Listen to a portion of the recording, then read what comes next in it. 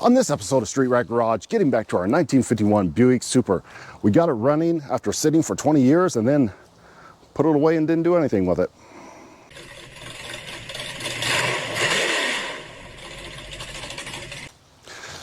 So the last time we got this car running and driving, we even hit it with some Vice Grip Garage Shine Juice, got it all shiny. It's been sitting for, I don't know, months, 8 months, 9 months, almost a year. We haven't done anything with it. So now we need to start getting this car ready for the road. It's not going to be quick. It's not going to be easy. There's still a lot of work that has to be done to this car to make it something that you can drive on the street every day and not worry about breaking down. For starters, we don't have a window glass in here.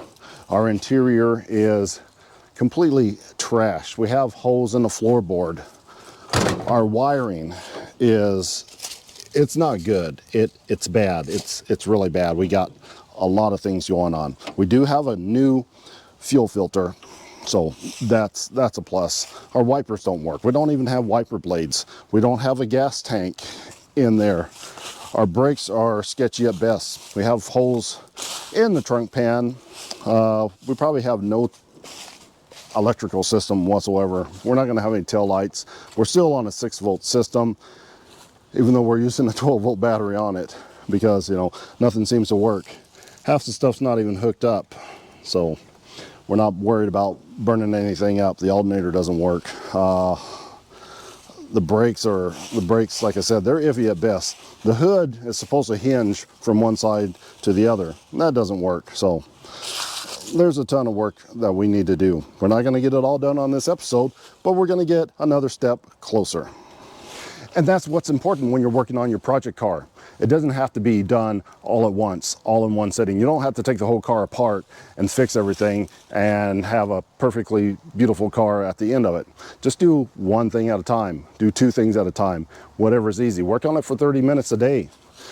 That is what is going to get your project car to completion. The first thing we're going to do is get it back up and running again, which should be no big deal because it ran just fine last time. So we're going to hook up the battery. We're going to get our fuel cell, hook that in, fire it up, make sure we still have some brakes, and move it to the front of the garage. And then we're going to start working on it and do something to this car. All right, let's get a battery hooked up. First things first, slide this non-fitting square battery into the slot dedicated for a rectangular shaped long 6-volt battery. Now, like I said before, this is a 6-volt system, but we're using a 12-volt battery on it. I wouldn't do this if, you know, all the electrical system was good on the car, but there's hardly anything that's connected to this engine. The starter, it's robust enough to handle 12 volts going into it. We're not worried about that. The rest of the electrical system, if we had this hooked up and turned the lights and radio and stuff on, we would probably fry everything, but nothing works. Next up, we are going to get our fuel cell put into this car. So we got our fuel pump, gas tank combination right here. This is the same thing that we use on all our other projects that we don't have a gas tank for or have a nasty crummy gas tank for. We just hook in our fuel line to the line that leads to the original fuel pump. So I'm actually going to push through, or the actual original fuel pump is going to help pull. I don't know. I really don't know if it works at all, but it's going through. It's pushing it through. So just hook this guy to the battery and it's pumping. Whoops. And it's pumping. And let's see if it's going to throw fuel. We should be able to see. Yeah, there we go. See, there's fuel going up into our bowl. And hopefully it's not over flooding our carburetor. So it looks okay. Yep, and I heard the fuel pump calm down there a little bit, so we're good. Our float's not stuck or anything open. So we can go ahead and give this a try real quick. So in order to activate the starter out here, there's a solenoid, an open and closed solenoid, old school, right here. I should be able to push on these contacts. It has contacts kind of like a points system. And if you close them, whoop, I have a bad, bad ground right here, or bad positive. Let's fix that. We push on this here, she cranks over. So we just need to throw on the ignition, give it a few pumps of the carburetor, and she should fire up. I'm gonna turn the ignition on real quick. Okay, so we have just the ignition switch. It just goes on. Oh, is that off? Is that on? Lock on. On is there. And in order to start these, you push the gas pedal all the way to the floor, and that is supposed to activate that solenoid, but ours doesn't always work. The way it's supposed to work is, this is our gas feed lever connected up. This rod goes down to the pedal. It's got a swivel here, and we're supposed to pull all the way back. This is with your gas pedal fully extended all the way to the floor, which there's 2 wires that are supposed to be energized when this shaft makes a connection. So these are not connected. When you give it full throttle, there's a little lever inside of here that connects these 2 wires. These 2 wires, they go into this wiring loom to activate this momentary switch, and that gives you your starter. Well, you can see these wires are in bad shape and probably something going on inside of there. So we need to rewire that in order to make our throttle pedal ignition system work properly. I mean, this is a real mess. She should start if the points are working. And it is a good idea to make sure it's in park, which it was not, and I just put it in there. So if it would have started up, we'd have been in trouble there. So anyway, you guys are standing in front of the car now. I'm gonna stand off to the side of the car. Oh, hey, it worked. Huh, maybe because it wasn't in park, it wasn't working, but now it is. So, but it's intermittent, it works sometimes. So the weird thing about this is it's hard to give it gas without hitting that, that momentary switch. And I don't think she's getting gas. Is she getting gas? Let's see. Come on. I'm gonna get some spray and spray this down. So we're either not getting fuel or we're not getting spark. One of the two. Got some brake fluid here. Let's hit it with a little brake fluid. Okay, well, apparently we're not getting spark. So it looks like it's time to pop off our distributor cap and have a look at our points, which I don't believe we even changed the last time when we got this started. There we go. I mean, it's sealed good. Let's pull the rotor button off. It looks, it's got a little grime on it. We might clean that up real quick, but let's see if our points are sparking. You look down in there and see if you can see it. Yeah, it's weak, but it's there. So I'm going to clean it up anyway a little bit. We're going to clean this rotor button up a little bit, and then we'll throw it back together, and it should fire. We should be getting spark. It should be going through the rest of the deal, and it should start, but it's not, so we'll make it start. Okay, I'm just going to use the end of the screwdriver here and just scrape on these a little bit. They're already getting spark. Maybe they weren't before we took it off and moved it around a little bit. Sometimes just doing that brings your spark back, but it's getting spark. We're just going to clean it up just a hair and scrape the end of this rotor button, because maybe that's got a good little amount of junk on it. Maybe that's our issue. Just a little moisture might have got in there. and it's keeping it from shooting spark to the old spark plugs. Okay, that's the rotor button. The inside of the cap, just like the rotor button, it could use a little freshening up too, so we'll give it the old screwdriver rebuild as well. That should do it. I'm just gonna get this cap strap back on here, and then we'll spin her around again and see if she makes any noise. We're ready to give it another try. Did I turn the ignition back on? I cannot remember. Must have, because we were getting spark to the, yeah, we were getting spark to the point, so I must have left the ignition on, duh. Tight, tight, and let's try it again. Oh, there she goes. I was just about to give up.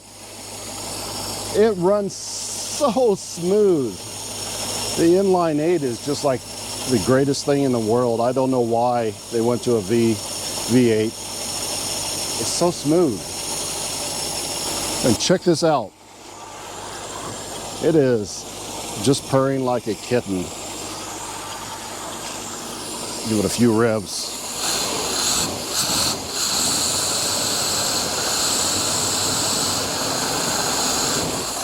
Man, that is nice.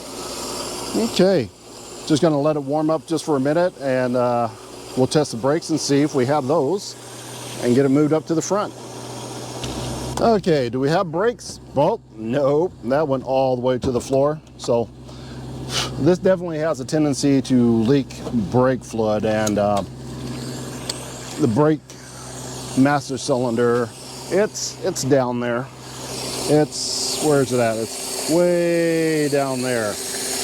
Did I leave the cap loose? Nope, I didn't leave the cap loose. So we need to break that cap loose, throw a little brake fluid in it, and pump it up, and we'll have our brakes back. The thing about these old cars is they leaked some brake fluid, and you could just, a lot of times, just put some more brake fluid in it, pump it up, and then come back around. Maybe it's that low-hanging master cylinder, and the air comes back up through it. I don't know, but so much easier to deal with this brake system. Besides the master cylinder being down there, they usually come back.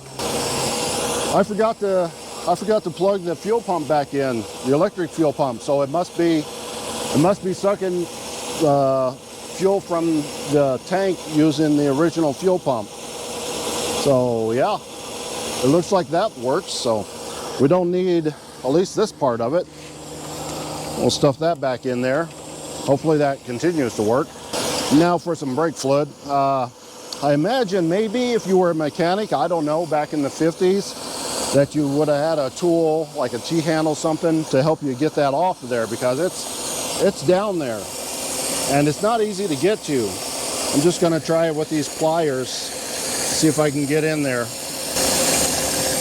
because the cap unscrews off of these things. There we go. I got it loose there.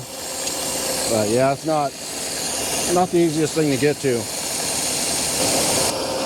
It is definitely bone dry. So I'm just going to try to long pour this all the way down there. Whoops. There it goes. Yep. Whoops. There she is. A little bit more. A little bit sloppy. A lot sloppy. Come on, get in there. There she goes. About half of that went on the ground, but it made it down there. Okay, we got our cap back on there. Let's jump in here and give it a few pumps and see if she comes back around. It should really. It might take a day and a half of pumping. Come on. Okay. Starting to come back. Starting to come back. Better, better, better, better. And it's back. And there we go. Just like that, we have brakes again.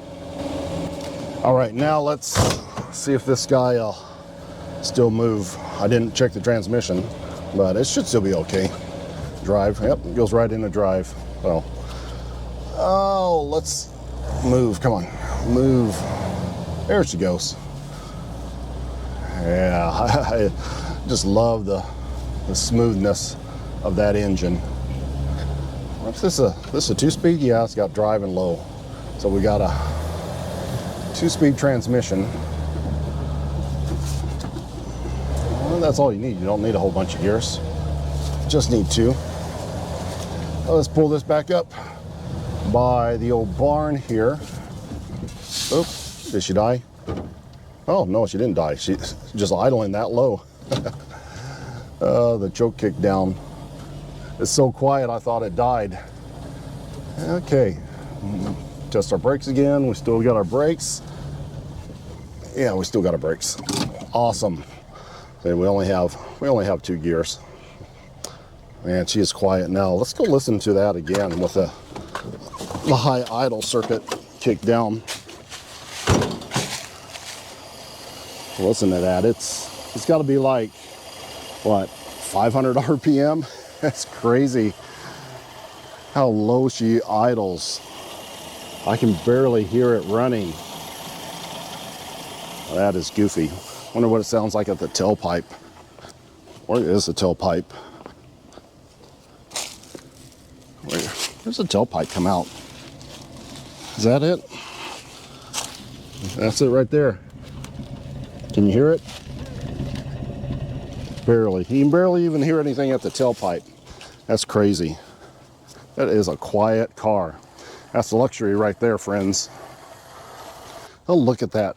Is that not a good looking car? I mean, it's pretty solid. It has a few rust spots here and there, and the ones I showed you in the trunk pan and the floor pans, but man, this is a good car.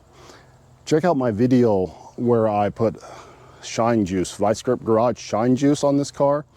Man, it really looked good. It's been sitting out in the weather, you know, for a year after that video, and the shine juice is gone now, but it takes like 20 minutes to put the shine juice back on and you're ready to go to a car show. It is wonderful stuff and really makes this car look gorgeous. So now it's time to play a little game called What's in the Trunk? Well, we have a gas tank, which we definitely need. It says 1954 Buick on it. This is a 1951 Buick, so hopefully this fits.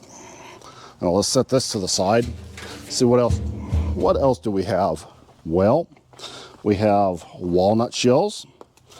Hopefully we don't have the rat or the squirrel that was hiding those.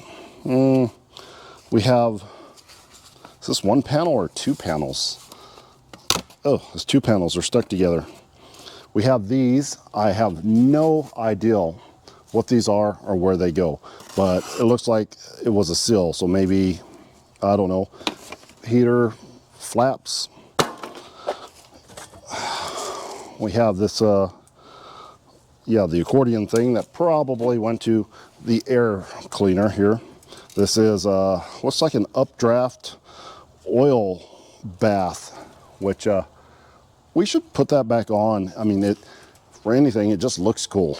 So that goes off to the side. More walnut shells. Heater hose, which is no good. Belts. Oh, come here and have a look.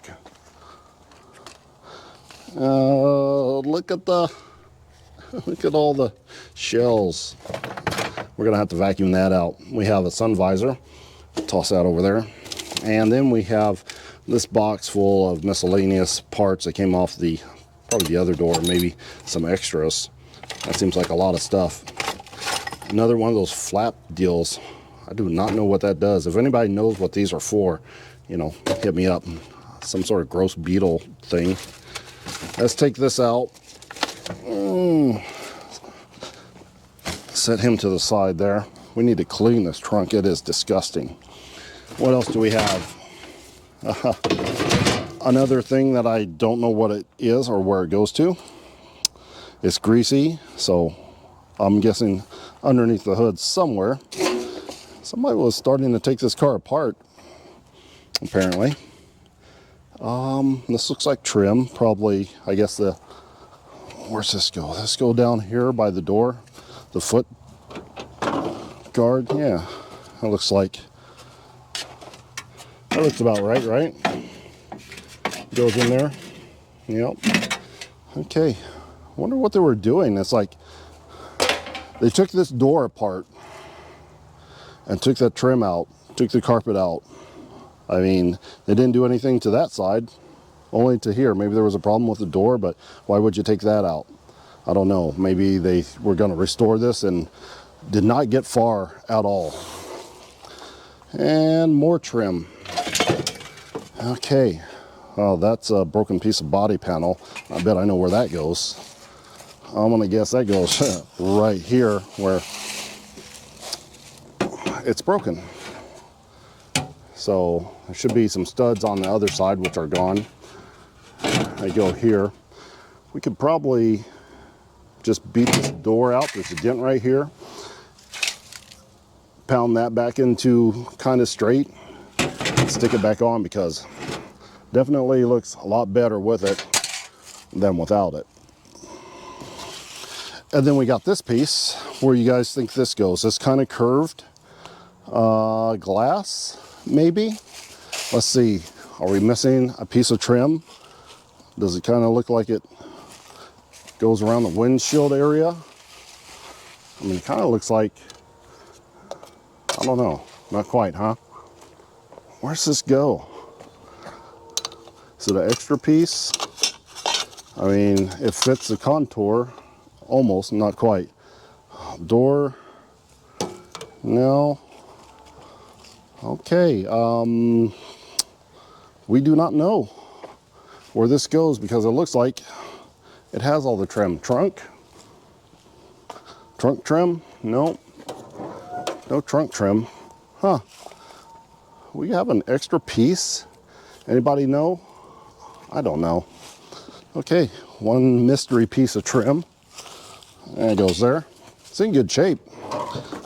And two more mystery pieces of trim. Wonder if that piece goes inside. Oh, maybe, I don't know, the dash is kind of curved. The doors are kind of curved. I don't know where these go either. Gonna have to look at a Buick about the same year and figure out those. Either that, or maybe this stuff goes to another car and was just put in there. This looks like a turn signal or marker like trim, but we don't seem to have any missing.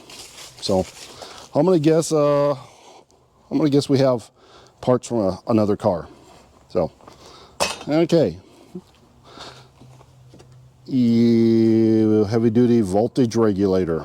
Wonder if we need that. Maybe. Okay. Yup. Know where that goes. That goes here-ish. Here-ish. Or do I not know where that goes? Uh-oh. I thought it went here. I thought it went. It doesn't go there. Around this window. Man, we are not doing good. Yep, here we go. How about right here? There we go. We finally got one. Maybe some of that trim goes onto this door. Ooh, look. I bet that panel, where's those panels? Uh-huh. And there you go. Goes in there, something like that. So it's an access panel for getting to your windows. And what is that? More mystery parts. What was somebody doing on only this side of the car? That's weird. Okay, back in it. Dome light. Yep, maybe that's where the trim goes. Maybe there's some more dome light there. What else do we have? What's in this box? Nothing. We have nothing in that box. Another trim piece that goes to the door, I guess. Oh, look. We need this. This is our fuel tank doojimajig float that goes in there. We need that. Don't need that. Anything else we need? We don't have any gas tank straps sitting in here. Yeah, another mystery piece. More junk, more nuts. Okay, well, that should do it. We're missing parts to put our gas tank in. We don't have any gas tank straps unless there's some underneath there, which I doubt, and that would be incredibly rusty. Let's vacuum this out, sweep it out, vacuum it out, get this part cleaned up, and that'll be one more thing, you know, that we've done today. We can check that off the list. Not such a disgusting trunk. The good thing about having a giant hole in your trunk is you can just sweep all the debris right down there. Makes cleanup fast and easy. And now all we have to do is hit it with the old vacuum, get the rest of the debris out of there.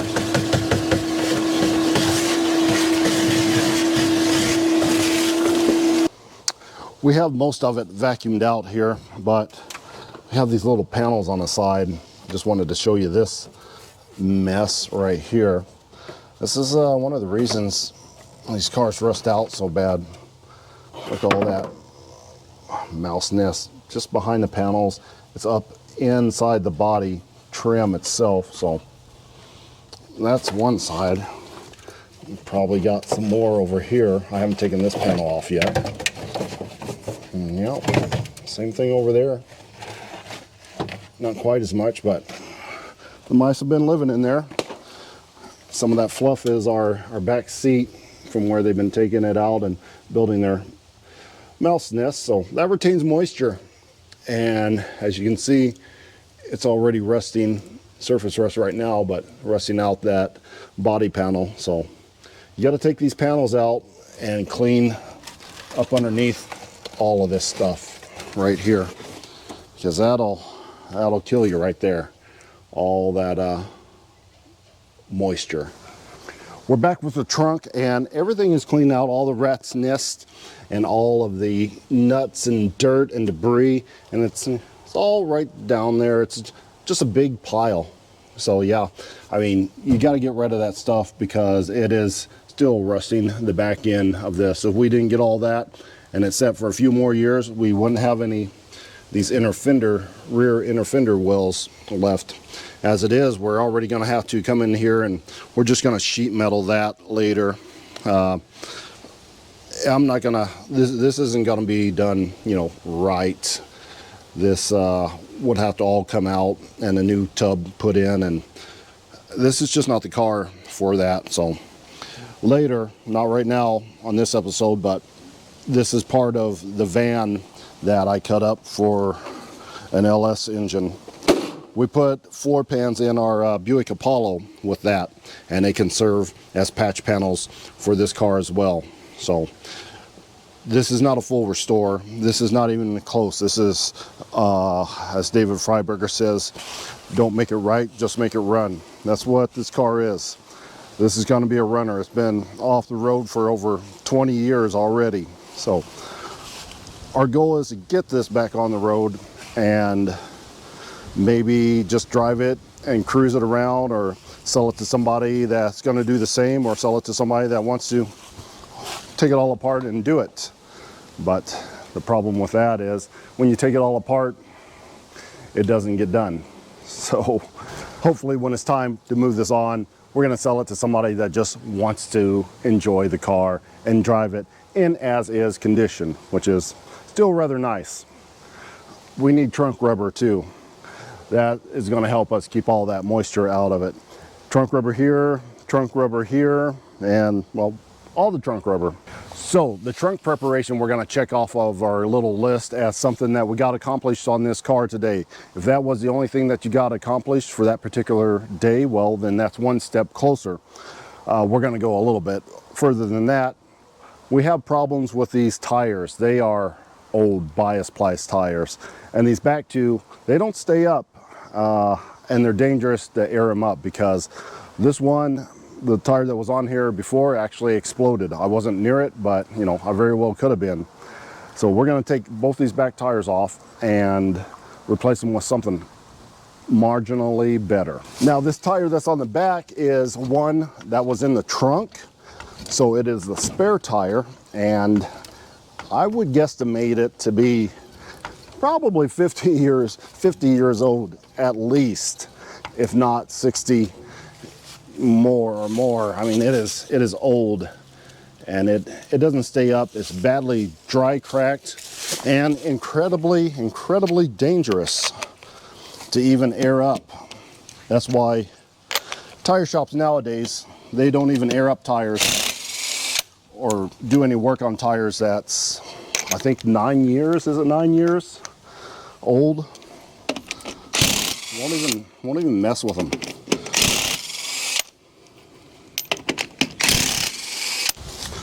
So let's get this guy off of here. And this tire size is a it says G7815. So I have no idea what that translates over in, you know, modern day terms, but I do have these old tires which came off the Chevelle. I have 2 of them that appear like they're pretty new, and they're not dry rotted much. So we're gonna put these on there. It's not good. These are definitely over 9 years old, but way better condition and safer than that. And when I say tires, I mean I'm taking the rims off the tires. I'm not putting those ugly 1985 whatever you call those nuggets on this car. Just not doing that. So we'll unmount these tires, put them on those rims, vice versa, and come back and have a look at it. I am kind of interested to see how hard it's going to be to take off this 50-year plus tire that's been on here, you know, forever and a day. Now let's see if it's going to do one of 2 things. It's either going to break loose instantly or we're going to fight it. So, oh, I guess it's just going to break loose. Well, at least it did on the bottom. There it goes. Well, that was surprisingly easy. Maybe it's because it was a spare tire and it sat in the trunk all that time and didn't get fused to the rim. But these things are usually stuck, and the inside of the rim is usually rusted, kind of rusted to the tire, you know. That's the thing. But yeah, this one's in pretty good shape. I mean, it's not a good tire, but the inner rim is good. The inner tire and all that stuff, it's good shape. It's chipped on the inside, like this was maybe a used tire that somebody put on and it got chipped up when they did that, but definitely not as bad as I thought it was going to be. Okay, tires off. This is the other tire. I already busted it off the rim. This is a 215/70/15. The old tire, about a 1/2 inch to 1 inch taller. Here's another tire that I have. I think it's a 235/75. This was off a truck, and it's about 1 inch taller than this one. So we need somewhere in between these 2 tires, but we're going to use the one that's a little bit smaller because, you know, we have them, and we have 2 of them. So let's toss this guy. It has a white wall on it. Should we? I mean, we should have the white wall out, I think. So let's toss this on real quick. Let me check and make sure that the other one has a white wall, because we don't want just one white wall. So yeah, the other tire has a white wall on it too. It's still in blue here, so they must have just put those on before they parked that 69 Chevelle that I have, because these are in really good shape tread wise. There's just right in between the treads, you can see it just starting to dry rot. So those are still good. I would drive those around on the street. Maybe a little hesitant on the interstate, but definitely cruise it around. And now we can just toss our tire right back on there. Oh, come on. One there. And one there. And our tire's on. Now let's hit it with a little bit of air.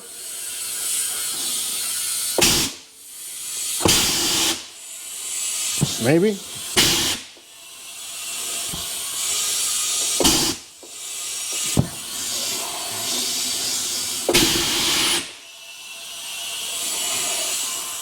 Oh, it's going to be a fighter. Okay, I cannot get this tire to seal for anything. I don't know why. It's a thin tire on a thin rim, but it looks like we're going to have to do that blow your tire up with the brake clean thing, which I am not a fan of doing because I never know just how much to add.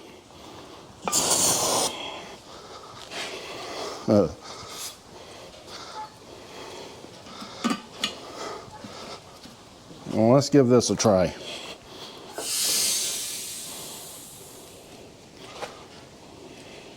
Please don't blow up.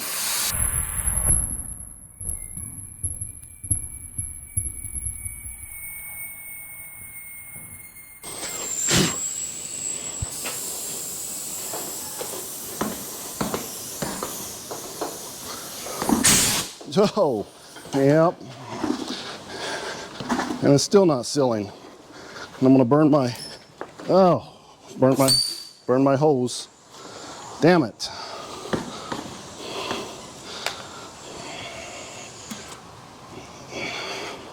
Hope it went at least. Plastic hose will burn it.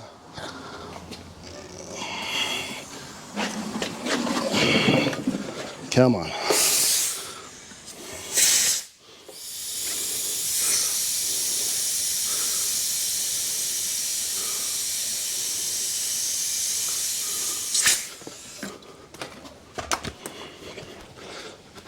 Did it go? I can't tell. Seems so it went, but man, this tire just is not wanting to seal up very good on this at all.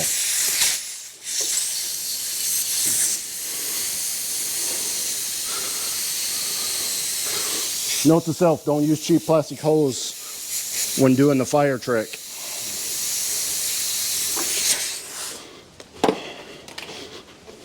Okay. Well, I guess that worked, but at the cost of our plastic cheap hose that we got from Harbor Freight for, you know, like $5. Okay, let's get this guy back on here. So, unfortunately, we can't do the other side since it cost us our our hose. Now we'll just get this zip back on here. All right, let her down and have a look. Yeah, that is much better. Let's stick our hubcap back on there, maybe.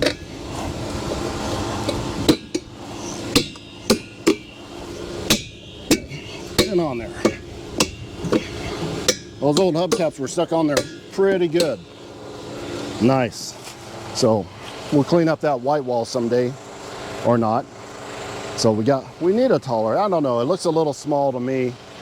But this is gonna do for now. At least we can go down the road with it and only have to worry about the other three blowing out. That was for sure gonna blow out. Now, that one's probably good, and the rest of them are just maybes. So that's another check on the old list. We got us a tire that's good enough, a lot better than what it was. We cleaned out the trunk. Now we're gonna run the vacuum through the interior of this car and get rid of some of the feces and the debris that's going to be blowing around when we take this out for a test drive. So let's get that done real quick.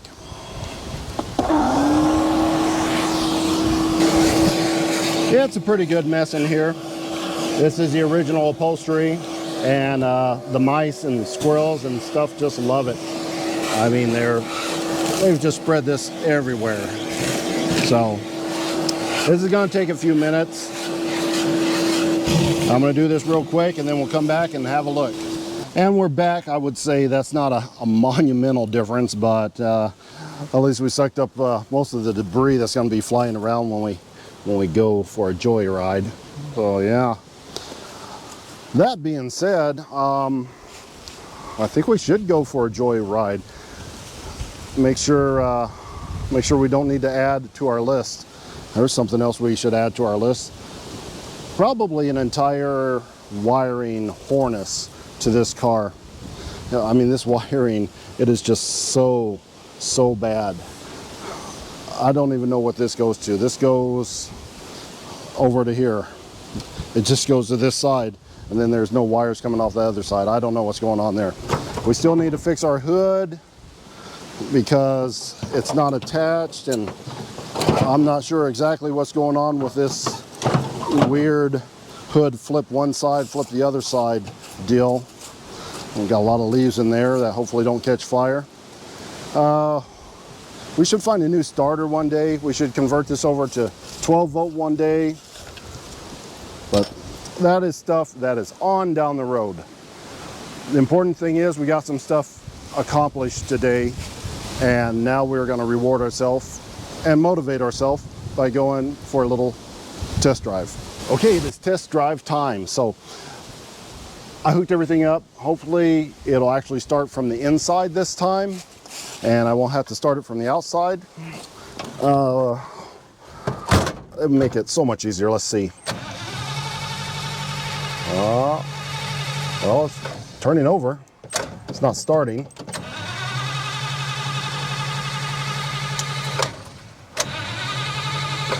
Okay.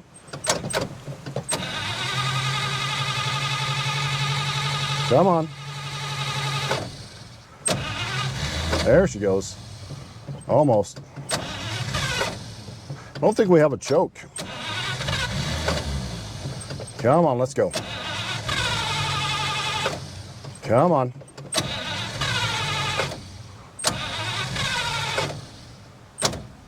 Oh, just ran out of starter. Okay, there she goes. I had to fool around a little bit out here, but it's up and running again. Hopefully it stays running. Make sure we still have some semblance of brakes. Yes, we do. Okay, I think we need to work on a choke. All right, forward gear. Oh, we're moving. Nice. Okay, I'm not gonna go far. This is not gonna be an around the block thing for sure, because I don't trust this car at all. Okay, here we go. They're in drive. Let's see if she shifts gears, or if she started off in drive. Started a little sluggish, so we might already be in high gear. I feel a wobble in the front end. That's not good, but could just be our tires, or our tires that's gonna fall off. It's running pretty smooth though. Huh. We have no shocks in the front, that's for sure. And we're weaving a little bit on the road, so I don't know. You think this is far enough for us? Yeah, I do not like the feel of the front end at all. Test out our brakes. She's not stopping well. Not stopping well. Okay, I think that is far enough. Put her in reverse. That works fine. Yeah, it's not awful. I need to find out what that wobble is on the front end though. Let's put her down in a low. I'm not sure. I think she started off in high. So this is definitely low gear. Oh yeah, we started off in drive. And now she's ready to shift. And there's second gear. And that's all the gears we have. Yeah. Let's give it a little bit more speed. Get up to about, well, it says speedo works. That's a plus. It says 40, but I don't think we're doing 40. I think we're doing more like 20. And man, that front end is bouncing up and down like the tire's warped or something, which is entirely possible, but not so bad. Let's start stopping early. It's pulling hard to the left, so we know our left brake works. Our front right brake, maybe not so much. And there comes a car. Yeah, thank you for getting over. He got over real quick. He knows we're driving a death trap. All right, that was definitely far enough, but oh, that front, we almost didn't stop. So before we go all the way around the block, probably it's going to be a good idea to get us some more brakes besides that one left front brake. All right, I'm going to get this parked back up in here and we'll do the overview. And I would call that a successful test drive. It went down the road and it went back. It wasn't pretty, but that's what keeps you motivated. Believe it or not, this car is still running. You can't even hear it.